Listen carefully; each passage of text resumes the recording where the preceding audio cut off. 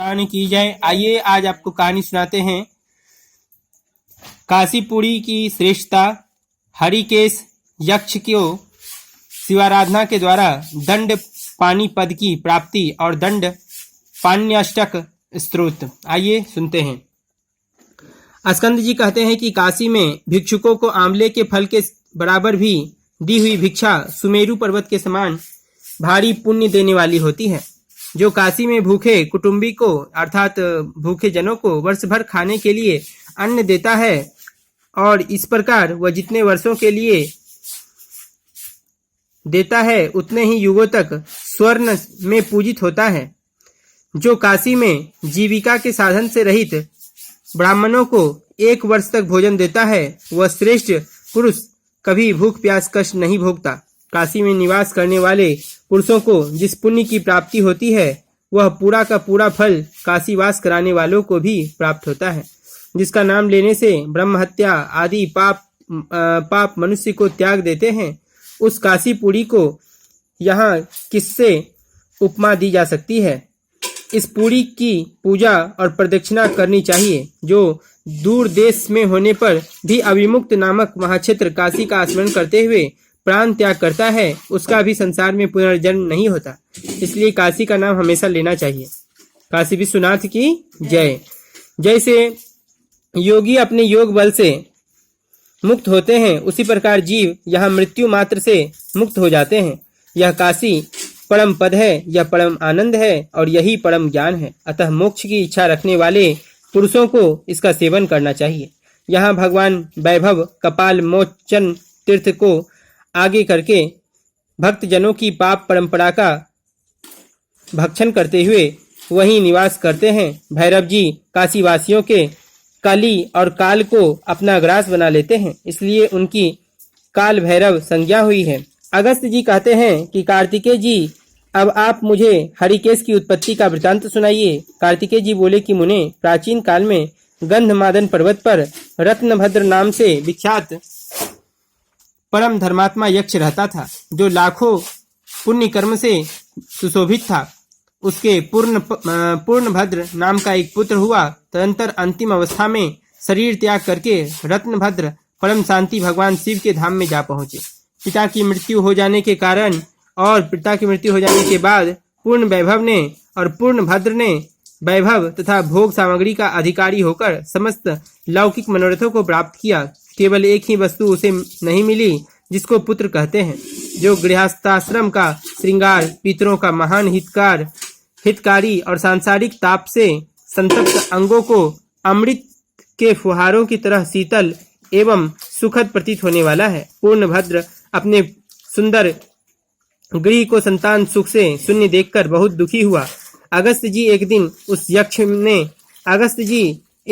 यक्ष ने अपनी धर्म पत्नी और धर्मश्रेष्ठ यक्षिणी कनक कुंडला को समीप बुलाकर कहा कि प्रिय, यह महल पुत्र के बिना सोना दिखाई देता है ना, अतः सुखद नहीं जान पड़ता। क्या करूं, किस उपाय से पुत्र का मुंह देखूं? यदि इसका कोई उपाय हो तो बताओ।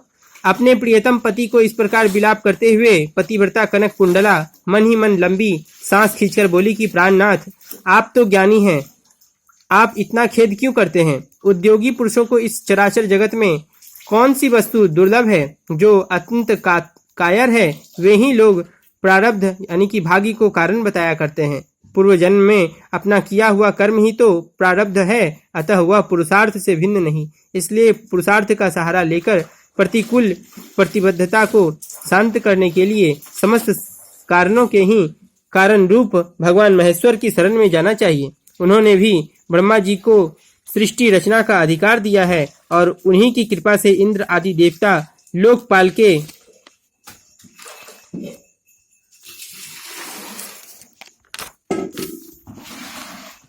लोकपाल के पद पर प्रतिष्ठित हुए हैं। महर्षि शिलाब्ध भी संतानहीन थे, किंतु भगवान शिव की कृपा से उन्होंने मृत्यु पर विजय पाने वाला पुत्र प्राप्त कर लिया। श्वेत केतु कालपात से मुक्त हुए और अंधकासुर भी शिव की कृपा से उनके गणों का अधिनायक होकर श्रृंगी नाम से विख्यात हुआ। जिस वस्तु को हम मन में सोच भी नहीं सकते, उसका वाणी के द्वारा वर्णन भी नहीं हो सकता, उस मोक्ष पद को भी सेवा से प्रत्यक्ष किए हुए भगवान शिव क्षण भर में दे सकते हैं। आर्यपुत्र, यदि आप सबका हित चाहने वाले प्रिय पुत्र को प्राप्त करना चाहते हैं तो भगवान शिव की शरण में जाइए। धर्मपत्नी का यह वचन सुनकर पूर्णभद्र ने महादेव जी की आराधना की। वह संगीत कला का ज्ञाता था। उसने अपनी संगीत विद्या से कुछ ही दिनों में भगवान शंकर को रिझा लिया और उसकी कृपा से उनका मनोरथ पूर्ण हो गया। पूर्णभद्र ने अपनी पत्नी के गर्भ से एक श्रेष्ठ पुत्र प्राप्त किया और उसका नाम हरिकेश रखा। बालक का मुख पूर्ण चंद्रमा के समान मनोहर था। वह शुक्ल पक्ष के शशि की भांति प्रतिक्षण वृद्धि को प्राप्त होने लगा। बालक हरिकेश का 8 वर्ष का हुआ था तभी प्रतिदिन एकमात्र भगवान शिव में उसकी मान्यता बढ़ने लगी। वह धूल से खेलने में संलग्न होकर भी धूल की ही शिव मूर्ति बनाता और कोमल घास से कौतुकपूर्ण उसकी पूजा करता। हरिकेश अपने सभी मित्रों को भगवान शिव के नाम से ही पुकारता था। चंद्रशेखर, मृत्युंजय, त्रिलोचन, शंभु, पिनाकिन, शंकर, श्रीकंठ, नीलकंठ, ईश, पार्वतीपते, भाललोचन, शूलपते, महेश्वर, गंगा जी के जल से भीगे जटाजूट वाले शिव आदि नामों की माला का जप किया करता था और अपनी आयु के मित्र बालकों को बड़े लाड़ प्यार से इन्हीं नामों द्वारा संबोधित करता था। उसके दोनों कान भगवान शिव के नामों के अतिरिक्त और कोई नाम सुनते ही नहीं थे। भगवान भूतनाथ के मंदिर के आंगन के अतिरिक्त दूसरे किसी स्थान में उसके पैर जाते ही नहीं थे। शिव के श्री विग्रह के अतिरिक्त दूसरे किसी रूप का दर्शन करने में उसके नेत्र तत्पर नहीं होते थे। उसकी रसना सदा भगवान शिव के नामाक्षरमय अमृत का पान करती रहती थी। उसकी नासिका महादेव जी की चरणार बिंदों की सुगंध के अतिरिक्त दूसरी कोई गंध नहीं ग्रहण करती थी। उसका हाथ केवल शिव जी की सेवा करने की ही उत्सुक रहते थे और वह मन से उसके सिवा दूसरी किसी वस्तु का चिंतन नहीं करता था। पीने योग्य पदार्थ को हरिकेश शुद्ध भाव से भगवान शंकर को निवेदन करके ही पीता था। भोजन भी वही करता था जो भगवान शिव को निवेदित होकर प्रसाद बन जाता था। सर्वत्र सब अवस्थाओं में उसे भगवान शिव के सिवा दूसरी कोई वस्तु नहीं दिखाई देती थी। चलते, गाते, सोते, खड़े होते, लेटते, खाते और पीते हुए भी वह सब भगवान शंकर को ही देखा करता था। दूसरे किसी भाव का चिंतन नहीं करता था। रात में सो जाने पर भी वह स्वप्न में बार बार यही कहता था कि हे भगवान महेश्वर, आप कहाँ चले जा रहे हैं? क्षण भर और ठहरिए। इतना कहते कहते वह सोते से जाग उठता था। हरिकेश की ऐसी दशा देखकर उसके पिता पूर्णभद्र उसे शिक्षा देते थे। वत्स, अब तुम घर के काम काज में लगो। यह सब धन दौलत तुम्हारी ही है। पहले सब प्रकार की विद्याओं का अभ्यास करो, फिर उत्तम उत्तम भोग भोगो। तत्पश्चात वृद्धावस्था में पहुंचकर भक्ति योग का अनुष्ठान करना। जब पिता बार बार ऐसी शिक्षा देने लगे तब हरिकेश उसे स्वीकार न करके एक दिन चुपचाप घर से बाहर निकल गया।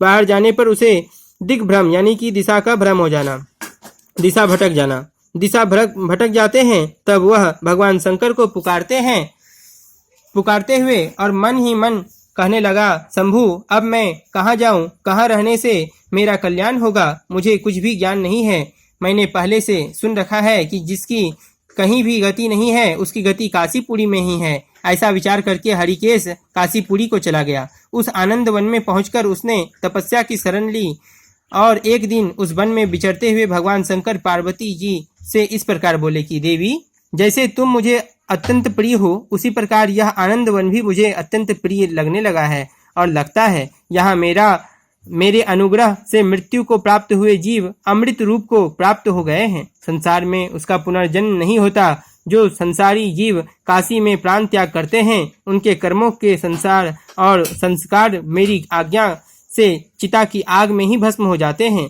जीव ब्रह्म ज्ञान से मुक्त होते हैं तथा ब्रह्म ज्ञान में क्षेत्र प्रयाग में शरीर त्याग करने से मुक्त होते हैं।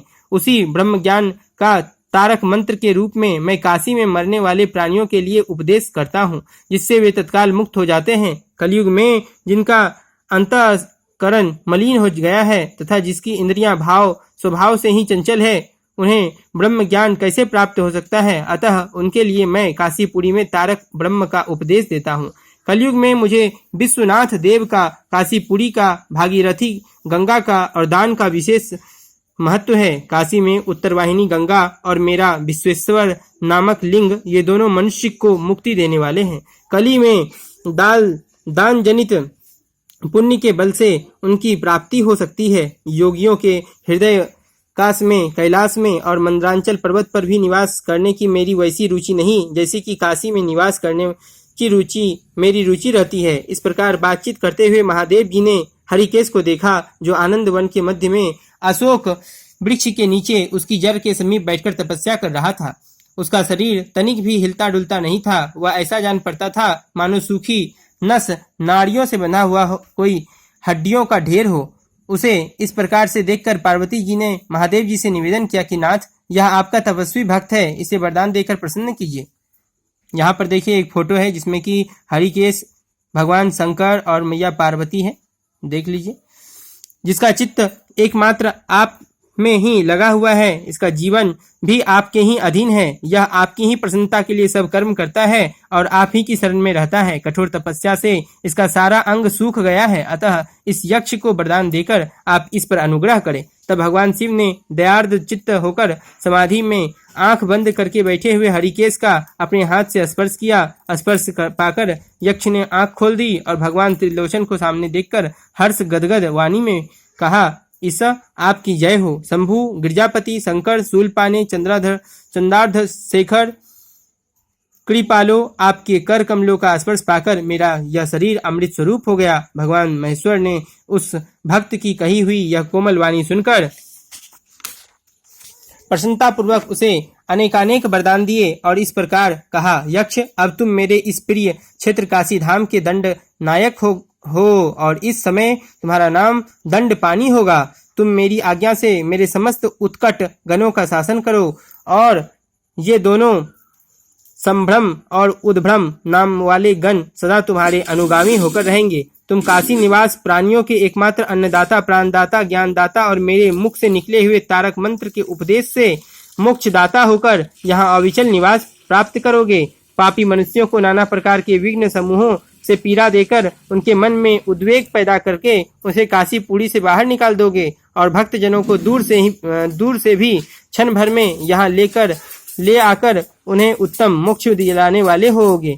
यक्षराज, यह उत्तम क्षेत्र आज से तुम्हारे अधीन कर दिया गया। अब यहाँ तुम्हारी आराधना किए बिना कौन पुरुष मोक्ष का भागी हो सकता है। मेरा भक्त यहाँ आकर पहले तुम्हारी पूजा करेगा, तब मेरी पूजा करेगा और तब मेरी करेगा पूजा।